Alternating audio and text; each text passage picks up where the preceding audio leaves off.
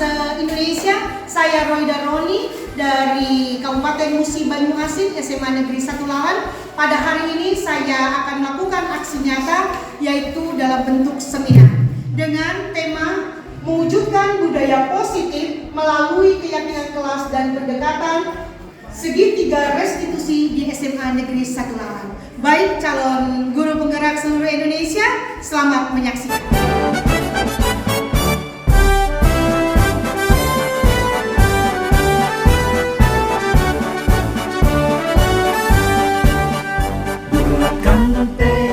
Kuatkan hati, negeri ini memanggilmu kawan.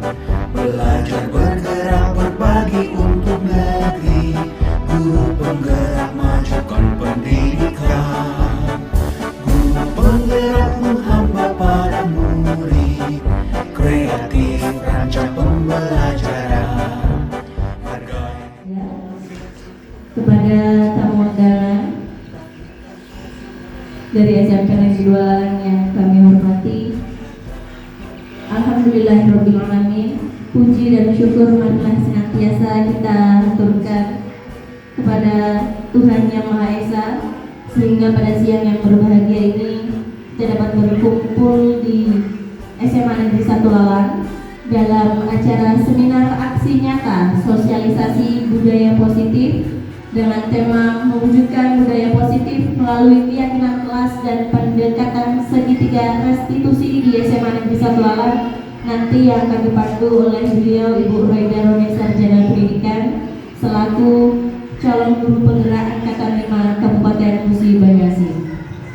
Kedua kalinya, sholawat beriring salam marilah senantiasa kita sanjungkan kepada junjungan kita beliau Nabi besar Muhammad SAW. Semoga kita semua termasuk umatnya yang selamat di dunia dan di akhirat kelak.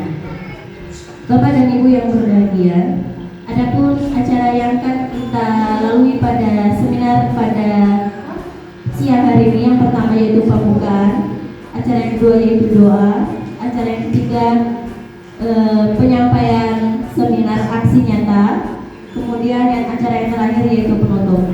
Untuk pembukaan, marilah acara ini kita buka dengan membaca basmalah bersama-sama. Bismillahirrahmanirrahim. Acara selanjutnya yaitu doa. Untuk itu yang terhormat Bapak Farhan, Sarjana Pendidikan, dan memohon untuk dapat memimpin doa pembuka pada kegiatan siang hari ini. Kepada beliau kami persilakan.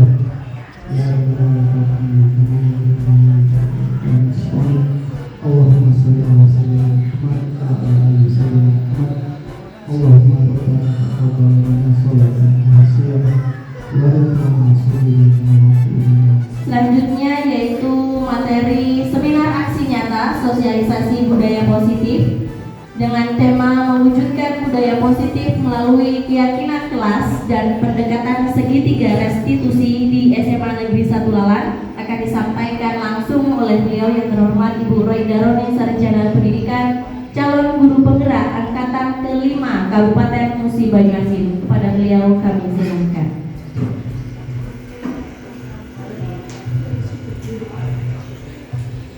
Baik, terima kasih untuk pembawa acara.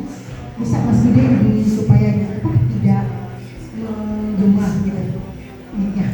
Baik Bapak Ibu, selamat pagi dan salam sejahtera untuk kita semua. Berbahagia sekali pada kesempatan hari ini kita bisa berkumpul di ruangan ini dalam acara seminar aksi nyata dari calon guru penggerak Angkatan ke-5 dari Kabupaten Musi Banyuasin. Baik Bapak Ibu, saya mengucapkan terima kasih kasih kalau Bapak Ibu sudah berkenan memenuhi undangan saya untuk hadir di ruangan ini untuk mengikuti pengimbasan dari materi CDP Angkatan Kelima Kabupaten Musi Banyu-Asin yang bertema tentang bagaimana mewujudkan atau mensosialisasikan budaya positif di sekolah kita. Bapak Ibu, ya, hari ini kita akan masuk kepada materi kita. Materi kita hari ini yaitu tentang mewujudkan budaya positif melalui keyakinan kelas dan pendekatan segitiga restitusi. Selanjutnya, di sini saya Reda Roni, calon guru penggerak Angkatan Kelima dari Kabupaten Musi Banyu-Asin, mempunyai moto atau mempunyai kata-kata penyemangat hidup saya, yaitu guru bergerak Indonesia maju. Saya kira ini bisa menjadi moto atau slogan bagi kita semua guru-guru di Indonesia. Sekarang sudah tidak ada lagi waktu untuk tidur, tetapi bangkit guru-guru Indonesia, bergerak sehingga Indonesia, negara yang kita cintai ini bisa mencapai tujuan yang sudah dicanangkan. Next, berikutnya, Bapak Ibu, oke, ada berputar dan lain sebagainya. Silakan Bapak Ibu menuliskan. Ini nanti akan saya bagikan kertasnya. Kemudian Bapak Ibu yang berada di sebelah kanan saya akan menuliskan kalimat dengan kata awal maka. Bapak Ibu akan menuliskan maka saya akan tersenyum misalnya, maka saya akan tertawa, maka saya akan berteriak kegirangan, maka saya akan menyumbangkan harta saya kepada fakir miskin, terserah. Silakan Bapak Ibu menulis apa. Baik, untuk Ibu Anis, moderator tolong dibagikan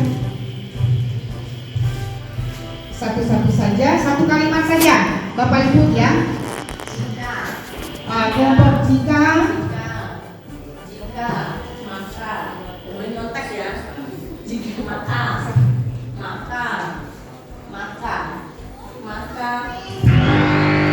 Bapak Ibu, saya berikan waktu beberapa menit.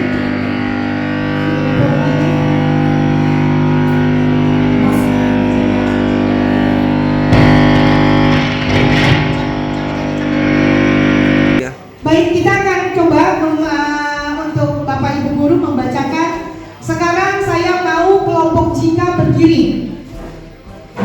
Ya. Nah, Bu Bina, Yuni. Terus? Ana, Bu Deni. Ya. Sudah sampai situ tadi. Kemudian kelompok maka berdiri juga.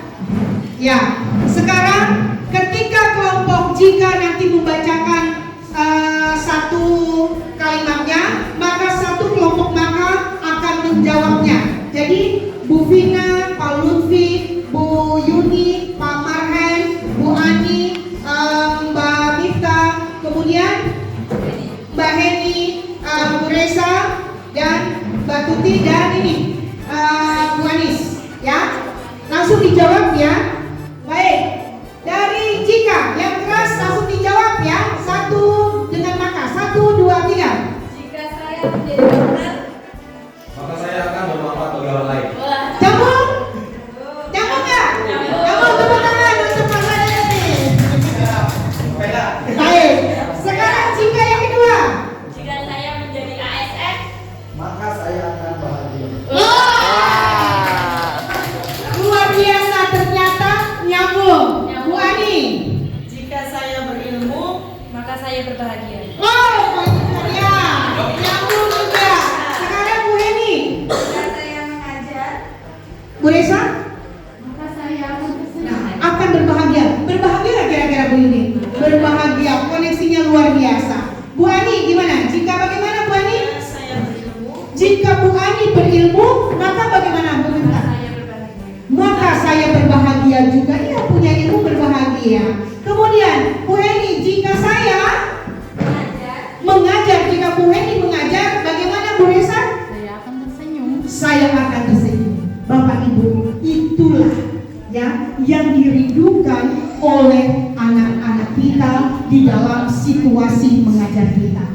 koneksi yang baik.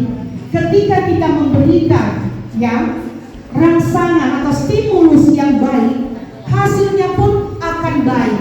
Tetapi jika kita memberikan ya rangsangan yang kurang baik, maka hasilnya pun akan tidak baik. Nah, kita sebagai guru-guru yang hebat seperti saya katakan, mari hari ini kita mempersiapkan pikiran hati kita untuk fokus bahwa kita adalah seorang guru. Kita mempunyai ilmu, sehingga gimana Bu Ani? Ketika Bu Ani berilmu, maka semua akan tersinggung. Baik Bapak Ibu, sekarang kita akan masuk kepada budaya positif. Kita persiapkan semuanya. Nah, kita berawal dari pemahaman tentang pendidikan yang disampaikan oleh Bapak Pendidikan kita, yaitu Bapak Ki Hajar Dewantara. Bapak Ki Hajar Dewantara ini adalah Bapak Pendidikan Indonesia. Lewat pemikiran-pemikirannya sudah lahir banyak filosofi-filosofi pendidikan yang menjadikan guru-guru Indonesia menjadi pribadi yang luar biasa. Bapak Ki Hajar Dewantara mengatakan bahwa pendidikan adalah tempat persemaian benih-benih kebudayaan dalam masyarakat. Tempat persemaian benih-benih kebudayaan di dalam masyarakat.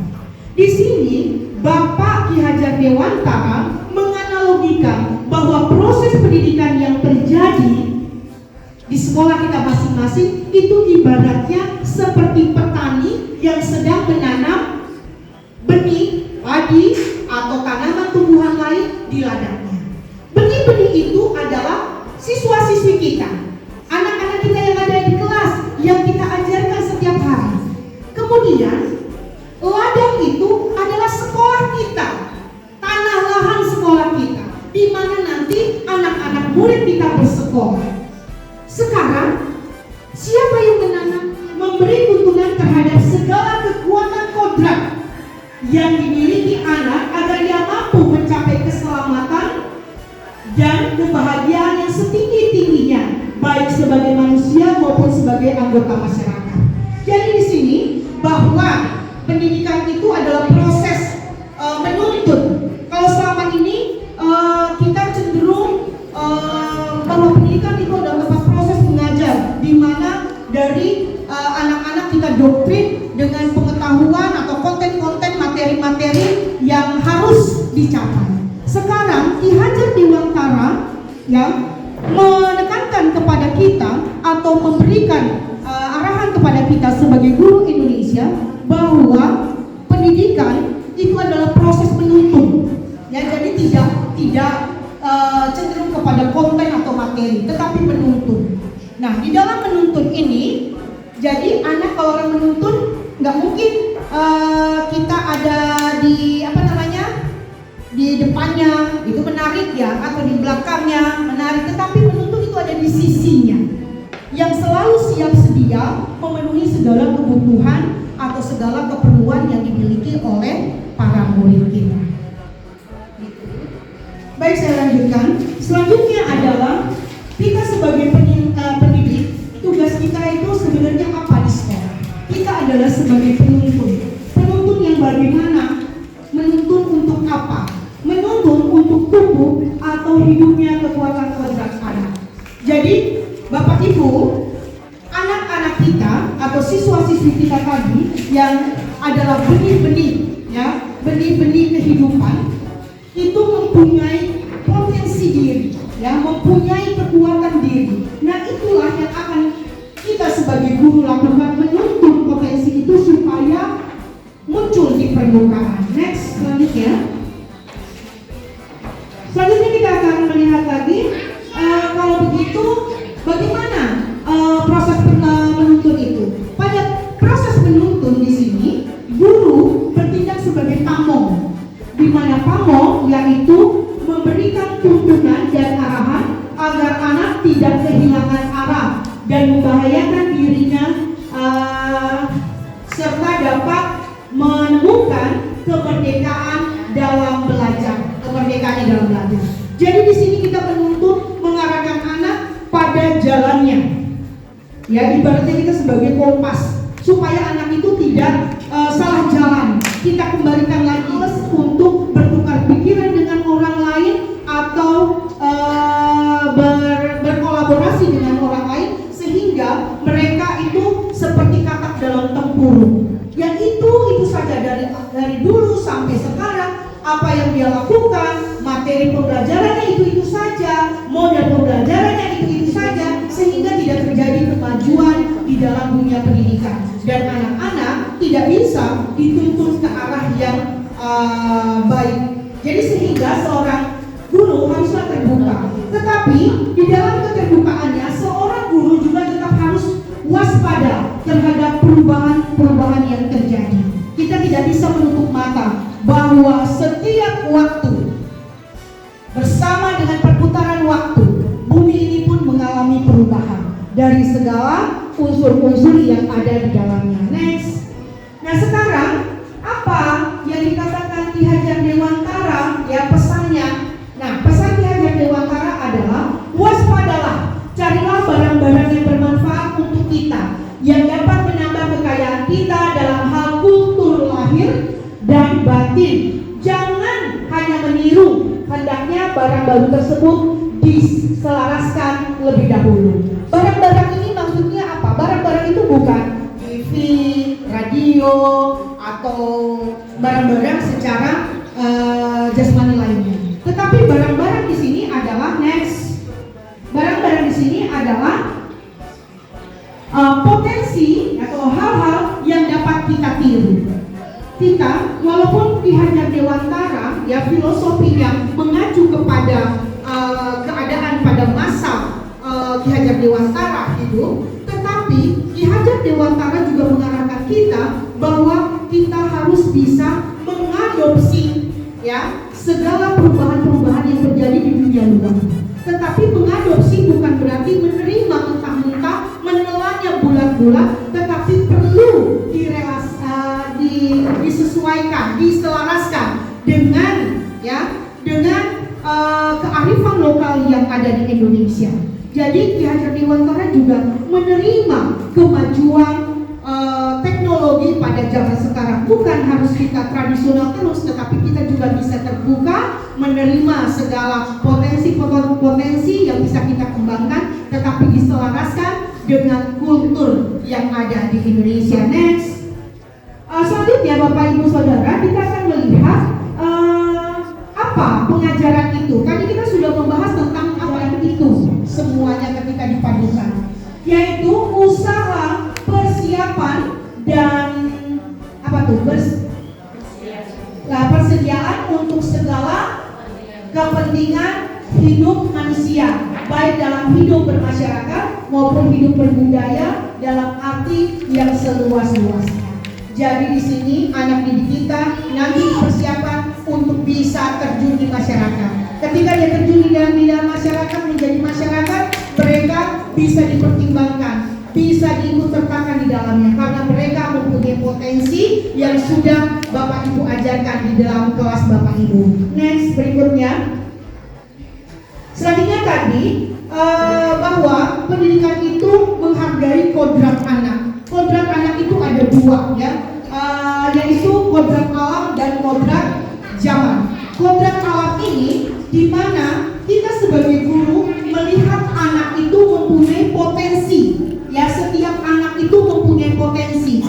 Anak itu bukan sebuah kertas kosong yang tidak ada gambarnya atau tidak ada coretannya, tetapi mereka sudah punya guratan-guratan, tetapi masih tersamar. Nah, itulah tugas kita sebagai guru untuk menjelaskan atau memunculkan guratan-guratan itu supaya terlihat. Nah, ini namanya kodrat alam. Jadi anak kita punya potensi, Bapak Ibu, jangan kita katakan anak kita itu bodoh. Tidak. Saya juga beberapa waktu yang lalu bertemu dengan anak yang memang notabene kita kenal itu anak biang kerok di dalam kelas, yang saya tahu, ya, seperti anak yang satu ini dengan anak satu ini anak yang nakal, ya, sering tidak masuk, kemudian malas mengerjakan tugas. Tetapi ketika saya mendapatkan kesulitan di dalam komputer, ya, di dalam komputer, ternyata anak yang tukang ngantuk ini, yang rambutnya gondrong ini, yang sering tidak masuk ini, dia datang langsung membantu saya dan dia bisa mengoperasikan komputer dengan baik dan bisa membantu kesulitan saya. Jadi anak itu ternyata casingnya atau di luarnya memang tidak menjanjikan ya Bapak Ibu, tetapi di dalam itu ada potensi-potensi tersembunyi yang belum muncul. Ini tugas kita Bapak Ibu, yang saya perlu sekankan, itu tugas kita untuk memunculkan potensi itu. Saya sampai bilang, anakku yang nakal ini ternyata punya potensi juga. Ternyata beban tanggung jawab dia membantu saya sampai selesai. Saudara, besok lagi kita akan melihat pembelajaran yang berhamba pada murid. Ki Hajar Dewantara untuk bisa mencapai dan menggali potensi kodrat alam dan kodrat zaman itu, Ki Hajar Dewantara mengarahkan kita di dalam pendidikan, di dalam pekerjaan kita harus menerapkan pembelajaran yang berhamba kepada murid. Jadi kita ini sekarang harus berhamba kepada murid. Bukan murid lagi berhamba kepada guru, tidak. Tetapi kita guru yang berhamba kepada murid. Nah, kemudian ketika kita tanda bahwa kita melayani murid, ya, berhamba pada murid, kita harus memperhatikan bahwa apa minat anak itu. Setiap anak itu mempunyai minat yang berbeda-beda. Misalnya, Pak Lutfi berminat pada bidang olahraga sepak bola. Kemudian Bu Heni pada fisika. Saya sebagai guru menyuruh Pak Lutfi dan Bu Heni, ya, kebetulan dalam pelajaran bahasa Indonesia untuk menulis tentang tema sejarah misalnya. Pak Lutfi dan Bu Heni, dia bisa menulis, tetapi dia tidak setuju dengan konten yang ada. Dia tidak akan bisa dengan mudah mengeluarkan ide-ide atau gagasan-gagasan yang berhubungan dengan sejarah. Lain halnya mungkin dengan Bu Resa. Bu Resa memang guru sejarah, dia akan enjoy, dia akan happy menulis gagasan-gagasan itu. Nah, sekarang yang perlu kita perhatikan di dalam pembelajaran ini yang berpihak kepada anak, jangan Bu Resa saja yang happy, sedangkan Bu Heni dan Pak Lutfi tertekan batin karena tidak masuk ke dalam fashion dia minat itu. Kita bisa mengalihkan konten itu diganti dengan, oke, Pak Lutfi nanti menulis kamu hobinya olahraga apa? Basket, Bu, tulis tentang basket. Bu Heni hobinya apa? Fisika. Fisika, tulis tentang fisika. Boleh kamu mau pilih apa saja. Sehingga pelajaran menulis itu berjalan sesuai dengan perencanaan yang ada dan isinya ada, karena masing-masing anak bisa menuliskan atau menuangkan ide-idenya sesuai dengan minatnya. Itu yang perlu kita perhatikan. Yang kedua, pembelajaran yang berpihak kepada anak itu harus melihat kebutuhan anak. Ya, harus melihat kebutuhan anak. Kebutuhan anak itu berbeda-beda, beragam-ragam. Kita bisa lihat bahwa latar belakang anak ada di sekolah itu beda-beda. Ada anak yang mungkin latar belakang dari perekonomian keluarga yang mempunyai budaya yang keras. Misalnya yang satu ini berasal dari orang Batak yang punya budaya yang selalu berbicara dengan suara volume yang keras. Di lain pihak ada yang mungkin dari keluarga Jawa yang biasanya berbicara dengan volume suara yang kecil. Ketika di dalam pembelajaran guru melontarkan sebuah pertanyaan, nanti anak yang mempunyai suara keras akan lebih dulu suaranya terdengar oleh guru, saya Bu, ya, karena memang konteks budaya mereka memang seperti itu, berani. Nanti bisa saja kesempatan untuk menjawab pertanyaan ada pada anak itu. Sedangkan anak yang dari budaya Jawa tadi pemalu mungkin, saya Bu, tidak begitu kelihatan mengacungkan tangannya, sehingga ya kesempatan dia untuk menjawab pertanyaan itu juga rendah. Jadi kita lihat kebutuhan anak itu bagaimana, karena semua anak itu berasal dari keberagaman yang berbeda-beda. Kita sebagai guru pada kurikulum Merdeka ini harus memahami keberagaman itu, sehingga nanti untuk memfasilitasi keberagaman itu nanti kita akan masuk ke dalam pembelajaran berdiferensiasi. Ya Bapak Ibu, nanti kita masuk ke situ. Sekarang ada maksudnya gimana tuh kalau semuanya dilayani, yang nggak terlayani lah nanti. Itu ada tekniknya atau model pembelajaran dengan pendekatan pembelajaran berdiferensiasi. Nanti kita akan mengacu kepada itu.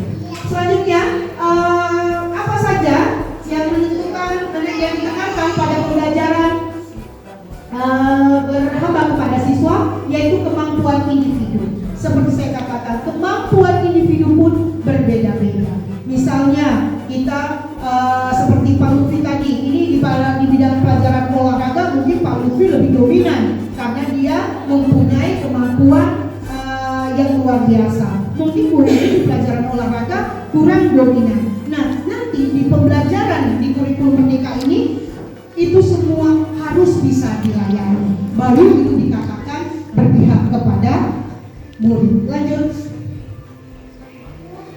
Selanjutnya Bapak Ibu, kita akan lihat sekolah adalah institusi pembentukan karakter murid. Jadi begini, tadi kita akan melayani siswa-siswa kita di mana mereka berada di sekolah. Sekarang ini sekolah ini sebenarnya untuk apa sih? Sekolah kita atau sekolah di mana anak itu belajar, yaitu adalah tempat di sini. Pertanyaannya, karakter yang bagaimana yang bisa menyiapkan murid menjadi manusia dan anggota masyarakat yang untuk mencapai keselamatan dan kebahagiaan seperti tujuan pendidikan. Ya, maaf ini karena listrik kita di Lawan ini turun naik sehingga mutu yang terjadi pun di fokus kita kurang prima, Bapak Ibu ya. Selanjutnya, jadi apa yang perlu? Karakter yang apa yang perlu dimunculkan? Karakter yang bagaimana yang perlu dimiliki oleh murid-murid kita? Ini dia jawabannya sesuai dengan ya kurikulum Merdeka, bahwa karakter yang perlu dimunculkan itu adalah karakter profil pelajar Pancasila. Beriman, bertakwa kepada Tuhan Yang Maha Esa. Yang kedua adalah kreatif, kemudian gotong royong, berkebinekaan global, dan bernalar kritis.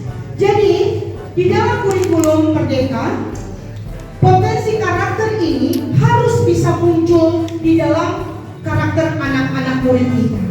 Di mana ini dilaksanakan? Ya, dilaksanakan terintegrasi di dalam setiap mata pelajaran yang Bapak Ibu ajarkan di dalam kelas. Selanjutnya, next.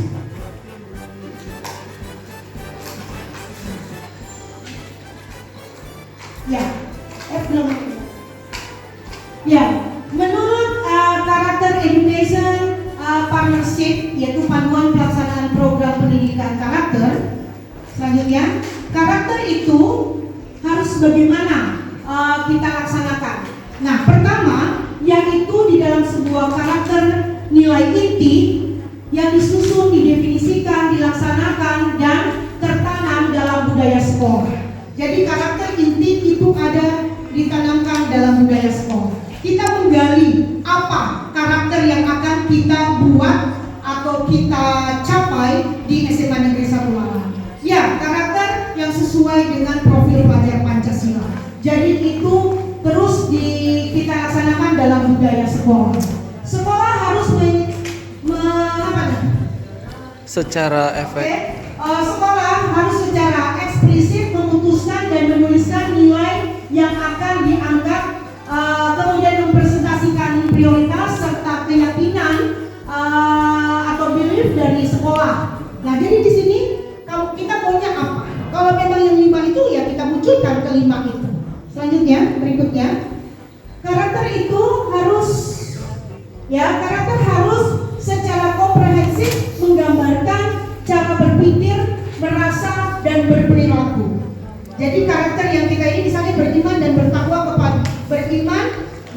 kepada Tuhan Yang Maha Esa dan berakhlak mulia. Dan itu harus secara komprehensif tergambar cara berpikir, merasa, dan berperilaku. Itu kelihatan Dan sekolah kita sudah mulai ya, di mana setiap Jumat kita sudah melakukan Yasin, kemudian pada sholat jam 11 sholat ya, itu sudah ada kita pembacaan azan, di mana diajak untuk umat muslim untuk beribadah. Nah ini ya, jadi secara komprehensif itu dilaksanakan di komunitas yang menunjukkan rasa peduli. Inilah cara bagaimana karakter itu bisa terbentuk. Jadi sekolah harus menjadi komunitas atau kumpulan orang-orang yang peduli terhadap pembentukan karakter siswa atau murid itu. Kalau misalnya kita sekolah ini tidak peduli, ya terjadi asal jadi saja. Yang penting pelajaran berlangsung, masuk jam 7.30, pulang jam 13.25, ya sudah. Tapi tidak ada karakter-karakter yang hendak dicapai. Jadi kita harus mempunyai, sekolah harus mempunyai komunitas atau kumpulan orang-orang yang bisa menunjukkan rasa peduli dalam pembentukan karakter.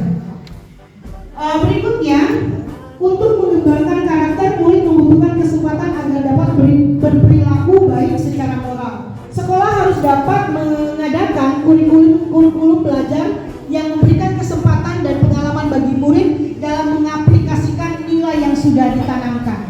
Jadi murid-murid itu kita berikan peluang, kita berikan kesempatan untuk bersikap sesuai dengan karakter yang sudah kita canangkan atau karakter yang hendak kita capai. Selanjutnya,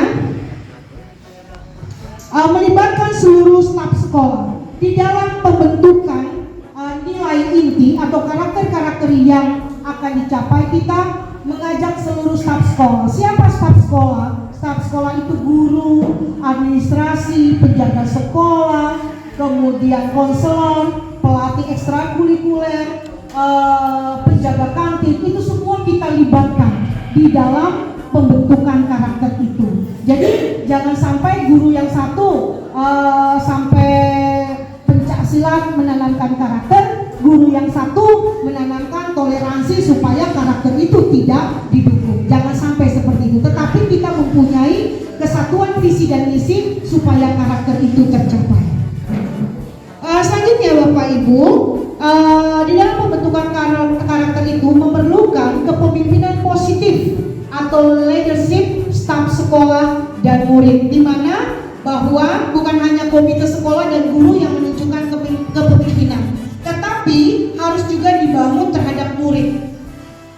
Jadi kepemimpinan itu harus dibangun juga terhadap murid. Bukan saja kita misalnya wali kelas harus bisa menjalankan tugasnya sebagai wali kelas yang baik, bertanggung jawab terhadap muridnya, atau wakil kepala sekolah harus bisa melaksanakan program-programnya, tetapi murid juga harus kita bina ya, atau memperbaiki karakter yang terjadi di rumah supaya menjadi karakter-karakter yang mempunyai nilai-nilai kebajikan. Nah, disinilah makanya peran kita sebagai seorang guru untuk lebih bisa bekerja sama dengan orang tua atau komite sekolah di dalam membentuk karakter siswa. Selanjutnya, setelah karakter yang terjadi, kita juga harus menilai hasil pendidikan karakter dan melakukan improvisasi berkala.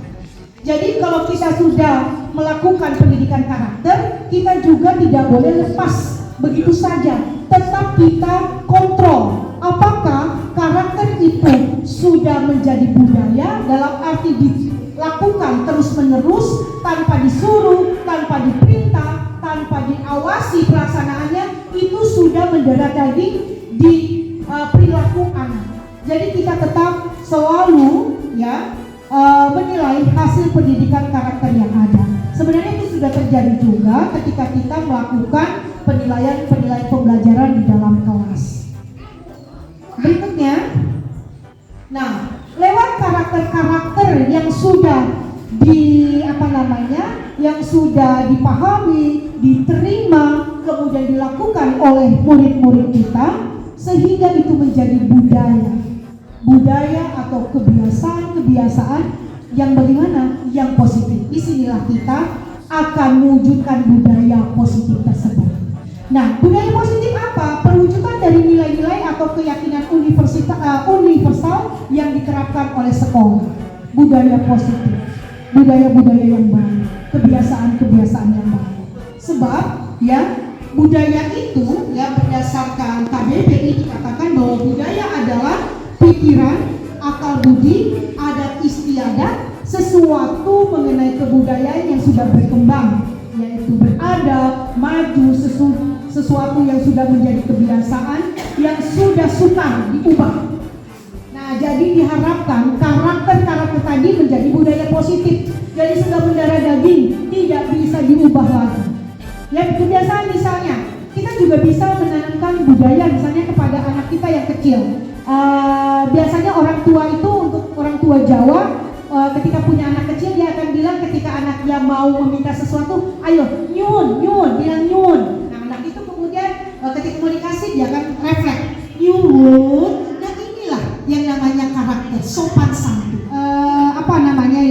Tidak terjadi secara lama, ya, tetapi akan cepat menguap, cepat hilang. Mungkin sehari dua hari mereka akan melakukan itu, tetapi ketika kita lost atau tidak kita kontrol, budaya itu akan hilang. Dan itu bukan menjadi budaya, belum menjadi budaya. Budaya itu tanpa disuruh, tanpa diperintah, ya, tanpa ada instruksi, itu sudah mengalir sendiri.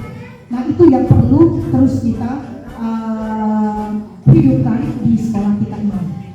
Nah, sekarang bagaimana supaya budaya positif itu muncul? Budaya positif itu bisa muncul atau bisa berkembang atau bisa kita transfer kepada anak-anak melewati beberapa kegiatan atau program-program yang ada di sekolah. Misalnya program literasi untuk meningkatkan berpikir kritis anak, atau program kantin kejujuran, ya. Kita pernah membuat kantin kejujuran, ternyata itu hanya bertahan beberapa bulan. Berarti itu belum menjadi budaya, Bapak Ibu. Kita belum mencapai itu. Tetapi kalau kantin kejujuran itu sampai sekarang ada, berarti kita sudah mewujudkan satu budaya positif di mana anak berperilaku jujur. Mari, saya mengajak Bapak Ibu Saudara untuk sama-sama kita hidupkan kembali karakter-karakter tersebut sehingga menjadi budaya positif di SMA Negeri 1 Lawang. Selanjutnya, budaya positif itu bisa kita wujudkan lewat kegiatan atau tindakan keyakinan kelas yang akan kita program di dalam kelas. Dan yang kedua adalah lewat suatu pendekatan segitiga restitusi.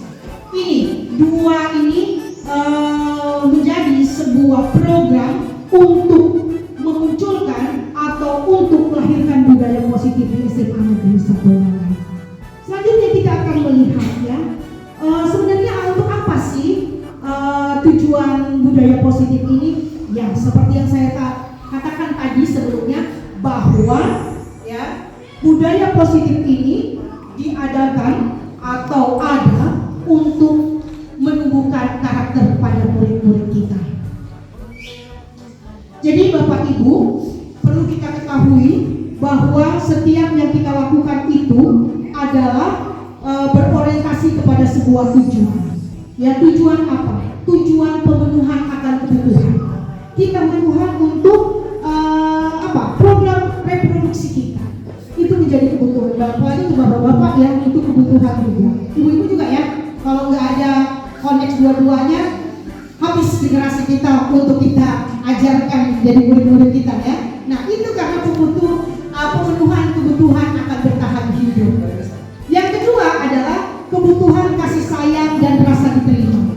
Kebutuhan kasih sayang dan rasa diterima ini adalah hubungan dan koneksi sosial, memberi dan menerima kasih sayang, kebutuhan untuk merasa bagian dari satu kelompok, keinginan untuk tetap berhubungan dengan orang lain, keluarga, teman, pasangan, teman kerja, atau hewan peliharaan dan lain-lain. Ini kita masing-masing perlu membutuhkan ini, butuh akan rasa kasih sayang. Demikian juga anak-anak kita, Bapak Ibu. Ya, anak-anak kita tadi kebutuhan akan bertahan hidup. Seandainya anak murid kita berangkat sekolah tidak sarapan, ya, tidak sarapan, sehingga di sekolah dia mungkin mengantuk, mungkin dia akan sakit, sehingga pembelajaran tidak terjadi dengan maksimal. Ya makanya tidak akan terbentuklah karakter karena pendidikan tidak terjadi. Kalau misalnya kebutuhan kasih sayang tidak ada, misalnya tadi anak-anak murid kita ketika belajar seperti Pak Lutfi tadi dia tidak bisa dengan fisika, dia hanya bisanya lebih dominan pada olahraga. Kemudian guru fisika mendoktrin Pak Lutfi bahwa kamu ini bodoh, kamu ini nggak bisa dan lain sebagainya. Dia merasa bahwa dia tidak disayangi, ya. Dia akan frustasi dan dia tidak akan berminat terhadap pembelajaran itu. Maka tidak berhasil pembelajaran itu. Jadi pemenuhan kebutuhan tidak tercapai. Kemudian kebutuhan ketiga adalah kebutuhan kebebasan, kebutuhan akan pilihan. Nah, kebutuhan ini juga perlu dipertimbangkan. Ya, anak murid kita perlunya apa? Ya, perlu anak kita itu adalah sekarang bagaimana pembelajaran yang menyenangkan. Ya, kita kasih pelajaran yang menyenangkan. Ketika kebutuhan akan kebebasan itu mereka dapatkan, ya, mereka akan happy mengerjakannya. Misalnya gini deh, ketika kita melaksanakan penilaian, ya, penilaian produk, kita menyuruh anak murid kita, anak-anak besok kita bikin infografis, atau anak-anak besok kita akan membuat drama. Kita cicil anak itu dengan tugas, salah satu tugas itu. Anak yang tidak suka drama itu akan frustasi, akan menyesal, akan malas datang sekolah. Tetapi akan kesenangan. Nah, di mana kebutuhan untuk kesenangan ini adalah kebutuhan untuk mencari kesenangan, hiburan, bermain dan tertawa. Nih kita aja orang dewasa, aduh aku ini perlu apa ya namanya? Perlu refreshing katanya. Aku ini perlu refreshing. Kenapa? Waduh gak jenuh ini. Setelah akreditasi ini dikejar-kejar. Nah, kita sendiri sebagai orang tua perlu refreshing untuk menurunkan tingkat stres kita supaya kita kembali lagi kepada rasa normal, rasa ketenangan dan lain sebagainya. Demikian juga murid kita nanti guru bahasa Indonesia memberikan tugas ini, guru matematika memberikan ini, guru fisika, guru apa, dan mereka juga memerlukan kebutuhan kesenangan. Nah, sekolah kita salah satu untuk melayani mereka dan kebutuhan kesenangan, ya kita sudah memprogramkan lewat istirahat, ya ada. Tetapi mungkin kita bisa menambahkannya lagi lewat kegiatan-kegiatan lain di mana anak bisa mendapatkan rasa happy nantinya. Selanjutnya, kebutuhan yang kelima adalah kebutuhan akan penguasaan pengakuan atas kemampuan. Nih, anak murid kita ketika bisa melakukan sesuatu, kita katakan bagus, oke, luar biasa. Lihat, tingkat percaya diri mereka akan naik dan mereka akan berusaha untuk menampilkan hal-hal yang lebih baik lagi, paling tidak senada dengan yang kita katakan bagus tadi. Jadi kita perlu pengakuan. Atau kita deh sebagai guru, ketika kita udah kerja maksimal nih Bu Anis nih, udah capek ulang tahun SMA Negeri 1 Lawan misalnya, mati-matian dia kerja dan sebagainya, tiba-tiba ya kepala sekolah cuek bebek, ya tidak, udah lewat begitu saja misalnya, pasti dia akan ada merasa kecewa, aduh capek dia nih aku kerjain tapi ya nggak ada penghargaan. Nah, kita perlu penghargaan seperti itu, butuh, ya nggak? Pak Kumalaya udah capek-capek bikin SPJ, fotonya udah cek aja lewat begitu saja, tidak ada terima kasih Pak, oke bagus Pak atas kerjasamanya. Kita perlu pengakuan ini. Selanjutnya Bapak Ibu, lewat kebutuhan-kebutuhan itu kita akan tahu apa yang harus kita perbuat terhadap anak-anak kita. Nah, kita sebagai guru ketika melakukan budaya positif ini, itu akan mengacu kepada kebutuhan anak. Nah, ketika kita karakter ini perlu mengontrol itu. Nah, sekarang ada 5 kontrol guru di dalamnya. 1, kita sering sekali memposisikan diri kita sebagai kontrol guru, sebagai penghukum. Nah, ini banyak sekali. Dan saya sendiri juga sering melakukan itu. Sebagai penghukum ini ada seorang bisa menggunakan hukuman fisik maupun verbal. Orang-orang yang menjalankan posisi penghukum senantiasa mengatakan bahwa sekolah memerlukan sistem atau alat yang dapat lebih menekan murid-murid lebih dalam lagi. Guru-guru yang menerapkan posisi penghukum akan berkata, ini misalnya dia guru-guru ciri-ciri yang melakukan kegiatan penghukum yang akan berkata ini, patuhi aturan saya atau awas. Pasti sering kita ya nurut, kalau enggak awas. Terus kemana lagi? Kontrol penghukum sering dikatakan lagi, kamu selalu saja salah. Nah itu mengintimidasi anak dengan mengatakan salah. Selalu, pasti selalu yang terakhir selesai itu kamu yang keluar terakhir. Nah ini adalah posisi kontrol guru sebagai penghukum.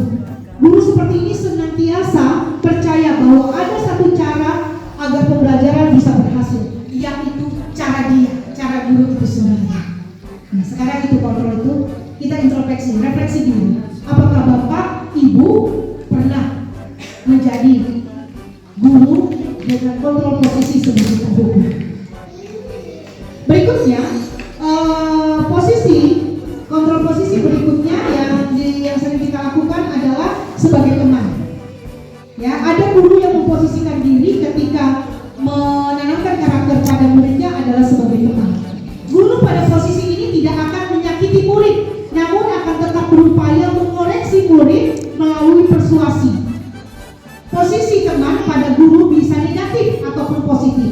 Positif di sini berupa hubungan baik yang terjadi antara guru dan murid. Guru di posisi teman menggunakan hubungan baik dan humor untuk mempengaruhi seseorang. Mereka akan berkata, ayo bantulah demi Bapak ya, itu sering dilakukan. Pernah nggak Bapak Ibu melakukan itu? Atau juga berkata, ayo ingat bantuan Bapak selama ini. Bapak kan udah bantu kamu. Atau misalnya, ya sudah kali ini nggak apa-apa, nanti Ibu bantu bereskan ya. Nah ini adalah posisi kontrol guru sebagai teman. Ya, hal negatif dari posisi teman adalah bila suatu saat guru tersebut tidak. Nah ini negatifnya. Guru yang memposisikan sebagai teman nanti akan timbul atau lahir kepribadian anak dia lebih mendewa-dewakan satu guru dan mengabaikan guru lain. Nah jadi kita harus melihat kontrol mana yang harus kita pilih ketika pembentukan karakter siswa dalam rangka menciptakan mewujudkan budaya positif di sekolah. Kemudian ada kontrol guru sebagai monitor, ada pemantau. Bapak Ibu masih di sini atau tidak? Ini dia keterangannya. Memonitor berarti mengawasi. Pada saat kita mengawasi, kita bertanggung jawab atas perilaku orang-orang yang kita awasi.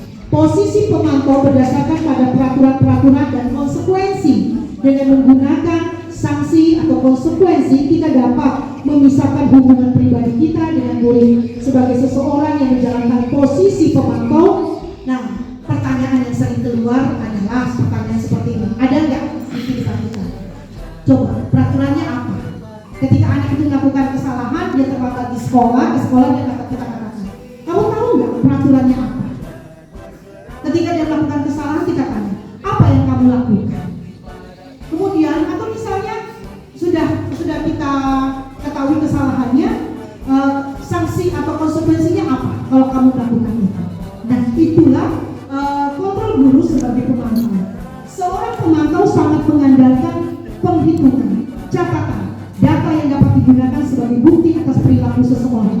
Posisi ini akan menggunakan stiker, slip catatan, daftar cek, posisi monitor sendiri berawal dari teori stimulus respon yang menunjukkan tanggung jawab guru dalam mengontrol ini. Ya ini mungkin lebih baik dibandingkan tiga fungsi kontrol yang lain karena kita punya data. Saya kira ini bisa kita pakai. Yang terakhir adalah kontrol guru sebagai manajer, dan ini adalah kontrol yang paling baik. Kalau kita tidak bisa memposisikan diri kita sebagai kontrol guru sebagai monitor, ya kalau tidak bisa manajer ini paling tidak sebagai pemantau atau monitor. Tapi yang terbaik seorang guru haruslah mempunyai posisi kontrol diri sebagai manajer. Posisi terakhir manajer adalah posisi monitor di mana guru berbuat sesuatu bersama dengan murid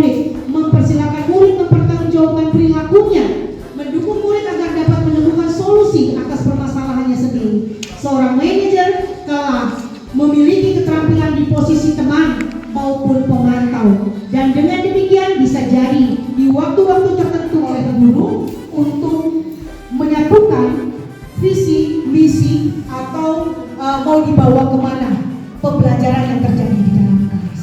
Kemudian kalau pendekatan restitusi, segitiga restitusinya adalah proses menciptakan kondisi bagi murid untuk memperbaiki kesalahan mereka sehingga mereka bisa kembali pada kelompok mereka dengan karakter yang lebih kuat. Sekarang kita bahas dulu tentang pendekatan segitiga restitusi. Pada pendekatan segitiga restitusi ini, ya, di sini adalah proses kolaboratif yang mengajarkan murid untuk mencari solusi terhadap suatu masalah dan membantu murid berpikir tentang orang seperti apa yang mereka inginkan dan bagaimana mereka memperlakukan orang lain. Nah, ini restitusi. Nah, di dalam restitusi, ya, kita akan mengajak murid untuk menjadi orang yang lebih baik, tapi tanpa mengintimidasi mereka, sehingga mereka menjadi orang yang frustasi atau orang yang merasa gagal di dalam kehidupannya. Ya. Nah, selanjutnya kita akan lihat bagaimana langkah pendekatan segitiga restitusi. Dalam segitiga restitusi itu ada 3 pendekatan yang akan dilakukan. Satu, apa yang kita lakukan ketika anak bermasalah? Kita akan lakukan pertama adalah menstabilkan identitas. Ya, kita stabilkan dulu identitas daripada siswa itu. Baik, saya dulu.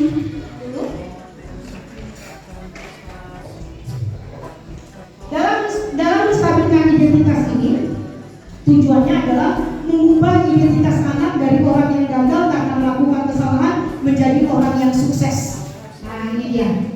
Jadi menstabilkan ini.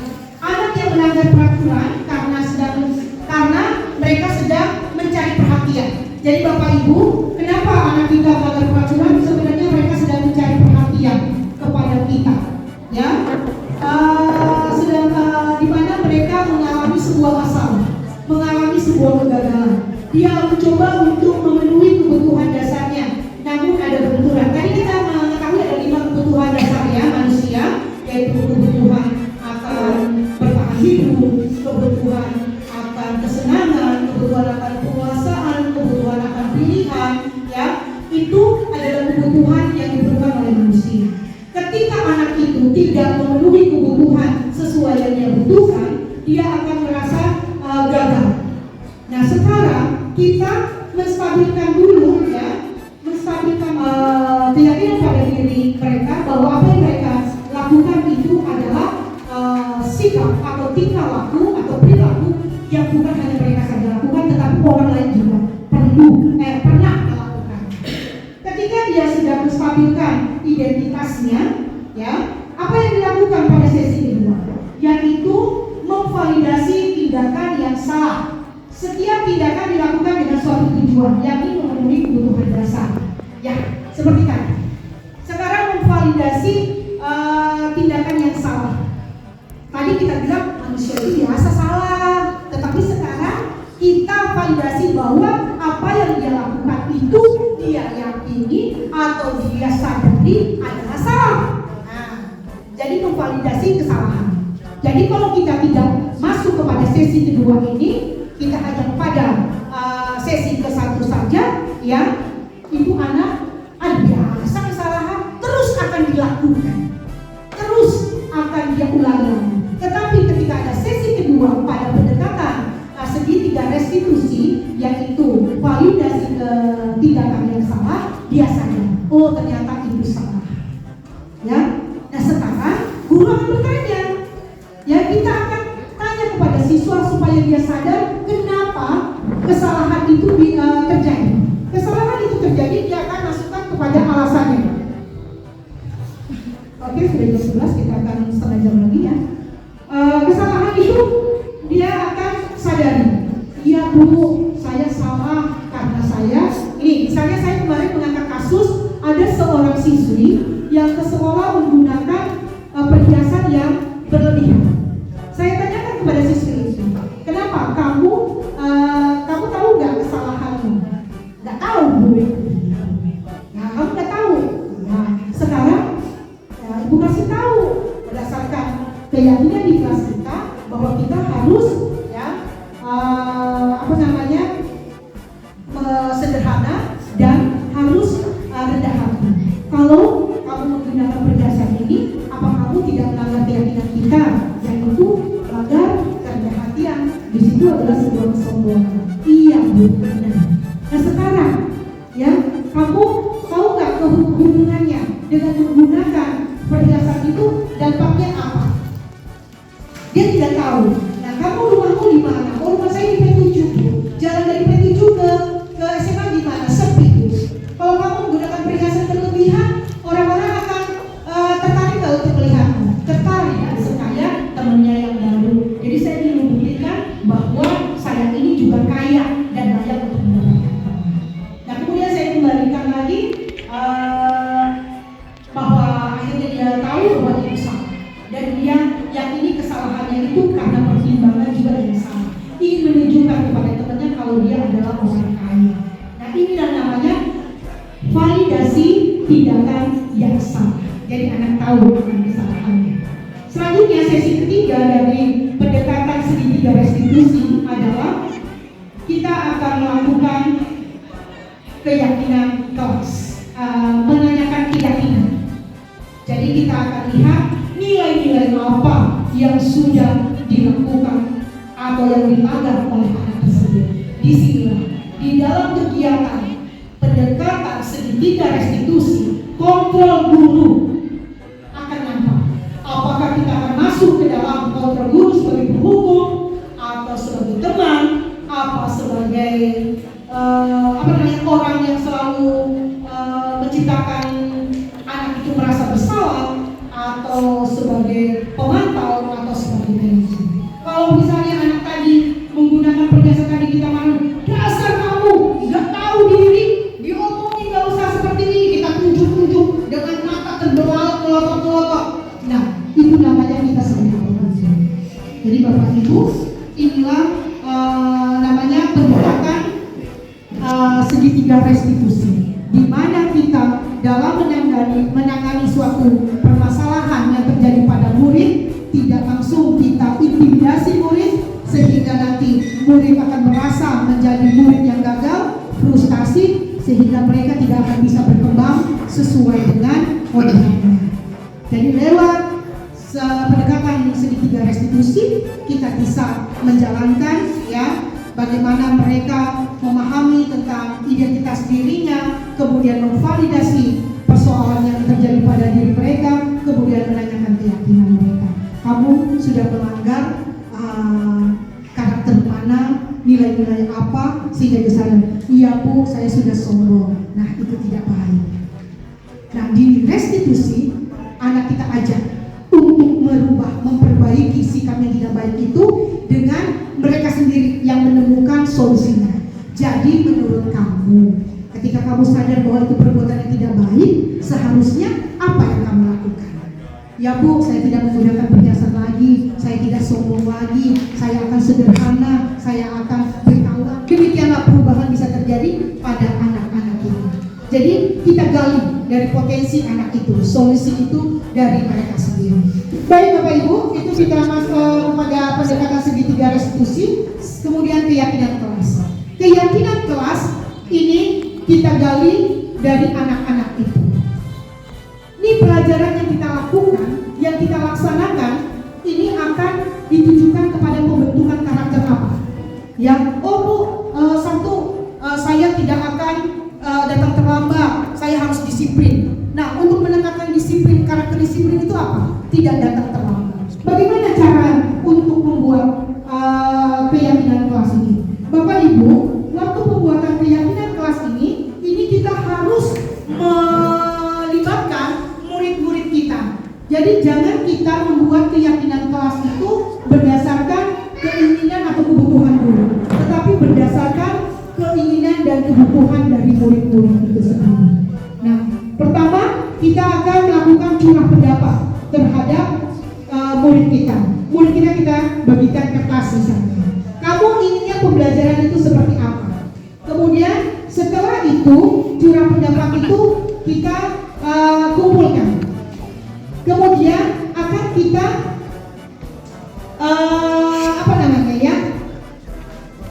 inventarisir ya. Kita inventarisir apa saja curahan pendapat dari siswa-siswa kita itu.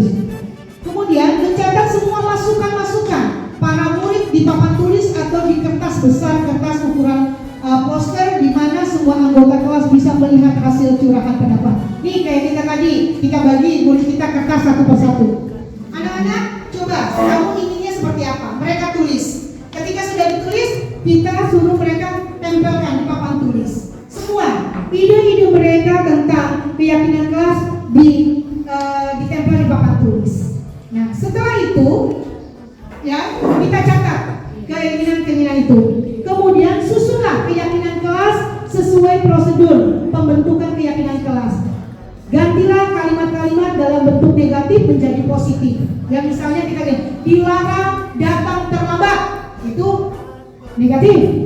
Diganti dengan kalimat-kalimat yang positif, ya. Datang tepat pada waktunya misalnya. Di kelas tidak boleh ribut. Kita harus menjaga ketenangan dan ketertiban kelas. Jadi jangan nilai-nilai kebajikan yang akan dicapai oleh siswa.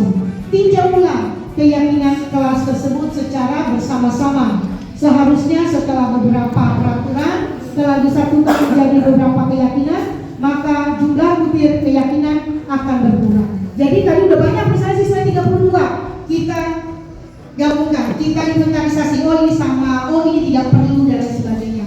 Sampai akhirnya keyakinan kelas kita ada itu tidak boleh banyak-banyak ya, paling 3 sampai 7 keyakinan kelas. Jadi kalau Bapak Ibu kita nanti di kelas kita masing-masing membuat keyakinan jangan terlalu banyak. Kenapa? Supaya anak itu cepat mengingatnya ya. Ya di 7 di semester ini sudah dapat karakter 7 berikutnya dapat karakter lagi. Nah itu kan luar biasa, daripada kita jajal dengan beberapa karakter ternyata tidak ada kemajuannya atau hasilnya. Setelah keyakinan kelas selesai dibuat, maka semua warga kelas dipersilakan meninjau ulang dan menyetujui dengan menandatangani keyakinan kelas tersebut, termasuk guru dan semua guru ditandatangani. Oke Bapak Ibu, demikianlah tadi ya materi yang bisa saya sampaikan, yaitu bagaimana mewujudkan budaya positif dengan melakukan keyakinan kelas dan pendekatan segitiga restitusi. Salam dan bahagia guru-guru hebat. Selanjutnya saya kembalikan kepada moderator. Silakan.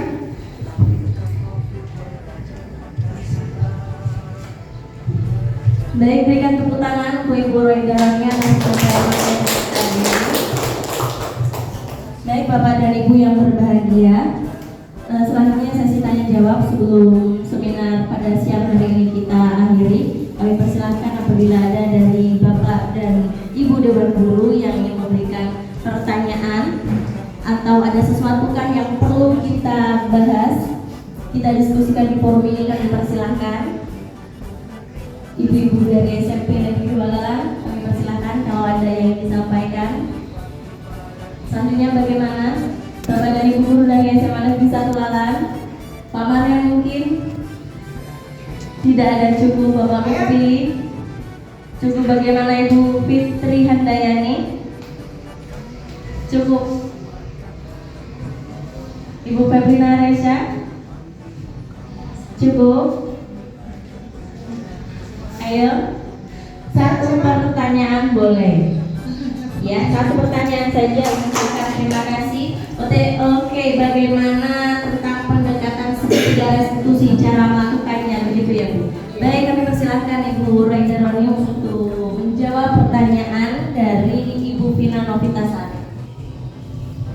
Oke, terima kasih Ibu Vina. Kita akan coba mengulang kembali sedikit ya, bagaimana penerapan segitiga restitusi. Jadi Bapak Ibu, segitiga restitusi ini adalah sebuah alternatif dari pembentukan karakter anak yang lebih lebih pro atau berorientasi kepada siswa. Yang pertama, Ibu Vina, kita harus menstabilkan identitas dulu, menstabilkan identitas anak, ya. Kan kalau kita nih tiba-tiba anak itu melakukan sebuah kesalahan, ya, dia misalnya terlambat sekolah, dia sudah lari-lari dari rumahnya menuju halaman sekolah. Aduh, aku ini nanti udah melanggar peraturan nih, aku ini terlambat, pasti dihukum ini, aku ini salah terus, terlambat terus. Itu ada rasa bersalah, ya. Jadi itu mereka merasa bersalah, merasa sebagai anak yang nakal, anak yang tak taat peraturan. Kalau ini terus dijejel di dalam mindset mereka, mereka akan tidak punya semangat lagi untuk datang ke sekolah. Pasti aku ini sudah didoktrin atau sudah dicap oleh guru-guruku bahwa aku adalah orang yang pemalas atau sering melanggar peraturan. Nah, itu rasa bersalah itu kita stabilkan dulu, stabilkan identitas bahwa yang kamu lakukan itu biasa, orang juga melakukannya, sehingga memang akan ada, oh iya, dia tenang, aduh aku sama dengan orang lain yang ngomong. Itu rasa itu dulu, rasa gagal, rasa aku ini pasti orang yang dicap paling nakal, itu tidak ada lagi di mindset mereka. Jadi itulah namanya menstabilkan identitas untuk restitusi, segitiga restitusi yang pertama, sisi pertama, ya. Paling dasar itu kalau kita bikin segitiga itu paling bawah, ya, di mana anak itu merasa bahwa yang dia lakukan itu semua orang pernah lakukan. Kemudian kita akan masuk kepada sisi keduanya, yaitu kita memvalidasi kesalahan. Kalau kita hanya pada dasar saja mengatakan bahwa yang dilakukan anak itu biasa, kemungkinan, ya, dampak berikutnya adalah anak itu akan melakukan lagi, biasa, sama dengan orang-orang, manusiawi, bukan malaikat gitu. Tetapi ketika ada sisi kedua yang memvalidasi kesalahan, mereka menyadari kita menggali, ibu tidak ingin menggali atau mengorek-ngorek kesalahanmu. Enggak, sudah. Karena kamu sudah menyadari kesalahanmu, enggak usah dipermasalahkan kesalahan itu. Yang ibu inginkan sekarang adalah bagaimana kita bisa keluar dari permasalahan ini dan kamu tidak mengulangi kesalahan ini lagi. Itu memvalidasi kesalahan. Jadi anak tidak sebagai penghukum, ya, kita sebagai manajer. Pada sisi ketiga, baru kita kembali kepada keyakinan. Keyakinan itu artinya kembali kepada nilai-nilai yang tadi, ya, nilai-nilai keyakinan yang sudah kita canangkan tadi, apa yang hendak kita munculkan, ya, karakter apa, ya, inti dari karakter inti yang hendak kita ini. Misalnya tadi, ya, karakter tentang anak terlambat tadi, kedisiplinan, ya, kita datang ke sekolah dengan harus tepat waktu. Jadi nilai atau nilai-nilai kebajikan yang dimunculkan adalah nilai kedisiplinan. Nah, sekarang gimana? Kamu tahu nggak apa yang kamu lakukan? Iya, Bu, saya terlambat. Kalau begitu melanggar keyakinan kita yang mana? Nggak disiplin, Bu. Nah, dia sadar.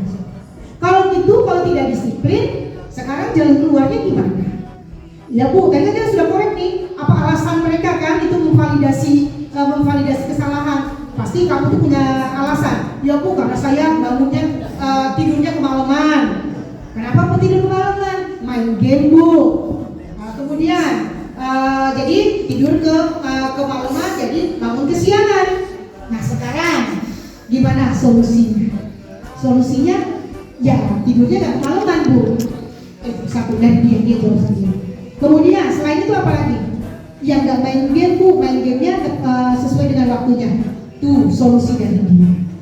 Kemudian tanya, ada nggak orang-orang di dekatmu yang bisa mengingatkan kamu untuk bangun lebih awal atau sekolah lebih cepat? Ada, Bu. Siapa?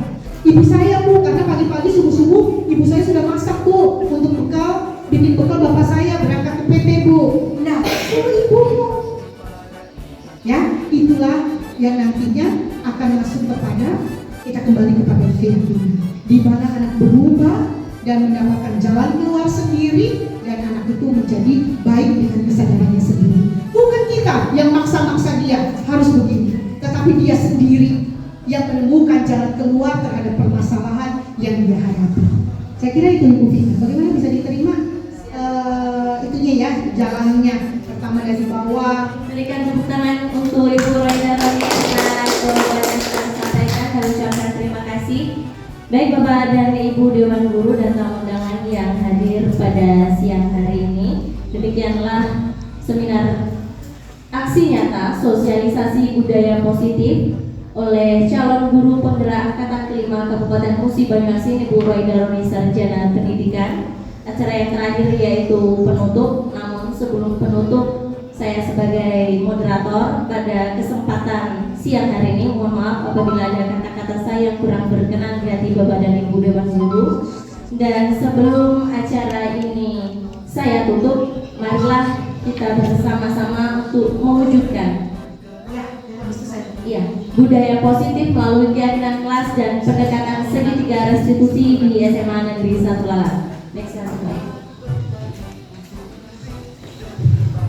Baik Bapak Ibu, closing statement dari saya terhadap kegiatan pada hari ini.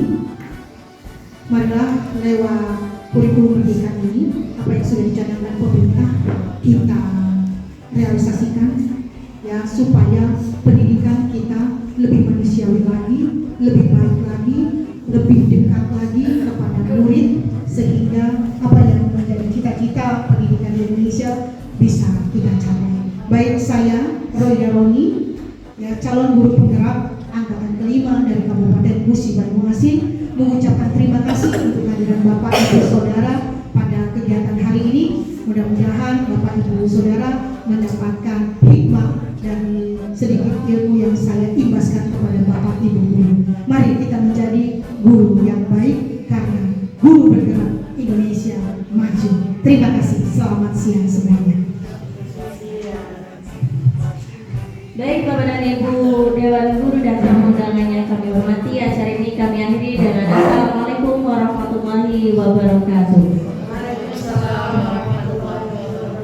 Berbagi untuk negeri demi bakti pada Ibu Pertiwi, demi bakti pada.